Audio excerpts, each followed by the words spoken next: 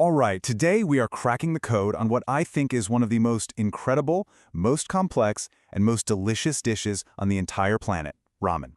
We're going to take it apart, piece by piece, and figure out what makes it so dang good. You know that feeling, right? You get that bowl, you take the first sip of the broth, and it's just this wave of flavor that is so deep, so rich, so satisfying, you almost think it has to be some kind of magic. How do they do that? Well, here's the secret. It's not magic at all. The key to an unbelievable bowl of ramen isn't one secret ingredient. It is a perfectly engineered system. Think of it like architecture. It's a structure built from 5 core components, and every single one has to be perfect. And once you understand these 5 elements, I promise you, you will never, ever look at a bowl of ramen the same way again. This is the blueprint. So here they are, the big 5. First, you've got the broth. That's the soul of the whole thing. Then the tare, which gives it its personality. The aroma oil is like its shimmering crown. The noodles, they're the heart of the dish. And finally, the toppings, which give it body and character. You put them all together, you get a masterpiece. Okay, let's dive right in with the absolute foundation of everything, the broth. This is where that deep, foundational flavor lives. Seriously, without a great broth, you have nothing. It all starts here.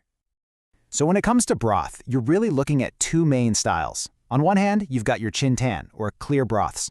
These are simmered gently, nice and low to keep them really clean and delicate. But then, you've got paitan.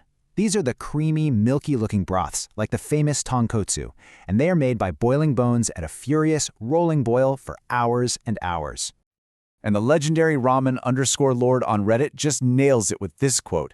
See, that crazy hard boil isn't just about getting flavor out of the bones. It's a physical process. It's literally beating the fat and the collagen from the bones and emulsifying them into the water itself. That's what creates that signature creamy, white, rich texture that coats your lips. It's beautiful, controlled chaos.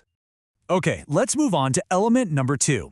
And honestly, this is the one. This is the big secret. This is what separates the newbies from the true ramen masters. We're talking about the tare. Just think about it for a second. That broth has been simmering for 12 hours with pork bones and aromatics, but it's not salty. So where does that intense, savory, salty punch actually come from? Because, and this might blow your mind, it's not the broth. The broth itself is basically unseasoned. Yeah, it's this incredibly rich, delicious bone water.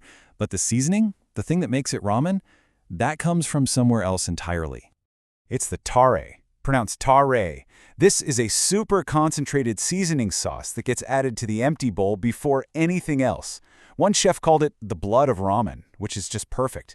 It is the #1 source of salt and that incredible savory flavor we call umami. And this right here, this is the key that will change how you order ramen forever. The type of tare is the style of the ramen. So when you order a shoyu ramen, you're not ordering a soy sauce broth. You're ordering a soy sauce tare. Shio ramen, that's a salt-based tare. Miso ramen, a rich tare made from fermented soybean paste. You're not choosing the broth, you're choosing the personality. All right, next up is the element that you experience before you even take a single sip. It's the aroma oil. You see it as those shimmering little droplets floating on top of the soup, and it's the first sign that you're about to have a really, really good time. And trust me, this stuff isn't just for looks. It's a triple threat.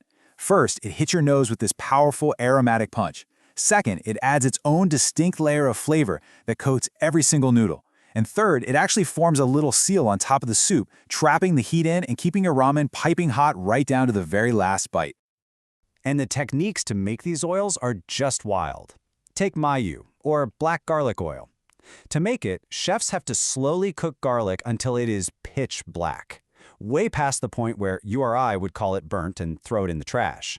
But if they do it just right, it creates this incredible, smoky, slightly bitter flavor that is just the perfect counterpoint to a rich pork broth. It's amazing. All right, let's get to the parts that give the bowl its real chew, its substance. We're talking about the noodles and the toppings. This is the heart and the body of the ramen, giving it the texture and character that make it so satisfying. So what actually makes a ramen noodle a ramen noodle? Well, it's all about this one magic ingredient called kensui. It's a type of alkaline salt, and when you add it to noodle dough, it completely changes the proteins in the wheat. That's what gives ramen noodles their classic yellowish color, that springy, bouncy texture, and that perfect chew. It is literally science you can taste. And of course, you can't talk toppings without talking about the king, chashu pork belly. It gets rolled into a tight log, seared to get all that deep flavor, and then braised for hours until it's super tender. But here's the most important part. You let it cool and rest overnight in its own braising liquid. That's the step that makes it just completely melt in your mouth. And what about that perfect ramen egg? You know, the one with the jammy, liquid gold center. Oh, man. It is all about precision. You simmer the egg for around 5 to 6 minutes, exactly. Then peel it carefully and let it marinate for a few hours. The result is a perfectly set white with a rich, creamy yolk that's just waiting to burst.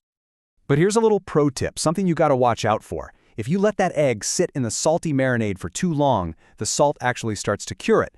The white can get tough and rubbery, and the yolk firms up and gets kind of fudgy.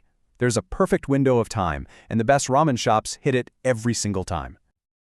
Okay, we have all our pieces. We have the soul, the personality, the crown, the heart, and the body. Now for the grand finale, the assembly. And believe me when I tell you, the order is everything. And this is the final ritual. First, the tare and the aroma oil go into a pre-warmed bowl. Then, the screaming hot broth gets poured right over them, which instantly activates all those flavors. Next, the freshly cooked noodles are drained and folded neatly into the soup. And finally, the toppings are arranged on top like jewels. It's a work of art. And that's really the whole point, isn't it? Great ramen isn't just a soup you throw together. It's a culinary construction. Every single element is prepared separately, with so much care, and they only come together in those final seconds to create something truly spectacular.